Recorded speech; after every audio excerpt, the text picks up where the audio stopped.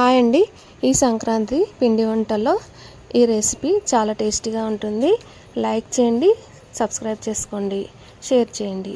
1 cup మైదా పిండి, 1/2 cup Bombay రవ్వ, 1/2 cup sugar powder, 1 spoon యాలకుల పొడి, చిటికెడంతా సాల్ట్, బటర్ 1/2 కప్పు లేదా 1/2 కప్పు వేసుకొని ముద్దలా వచ్చే విధంగా కలుపుకోవాలి. పాలు పోసుకుంటూ పిండిని కలిపేసుకొని 15 మినిట్స్ రెస్ట్ ఇవ్వాలి. 15 మినిట్స్ తర్వాత ఇలా చిన్న చిన్న బాల్స్ రెడీ చేసుకోవాలి. ఇప్పుడు ఫోర్క్ స్పూన్ తీసుకొని ఇలా నేను చూపించిన విధంగా చేయండి. తర్వాత జాలిగంటి పైన కూడా ఇదే విధంగా ఇంకో డిజైన్లో వస్తుంది, ఇలా కూడా చేసుకోవచ్చు. ఇప్పుడు గోరువెచ్చని ఆయిల్లో వేసుకోవాలి. లో ఫ్లేమ్ నుంచి మీడియం ఫ్లేమ్ వరకు అడ్జస్ట్ చేసుకుంటూ వీటిని ఫ్రై చేసుకోవాలి. గోల్డెన్ కలర్ రాగానే తీసి ప్లేట్లోకి వేసుకుంటే స్నాక్ రెసిపీ రెడీ. సబ్స్క్రైబ్ చేయండి.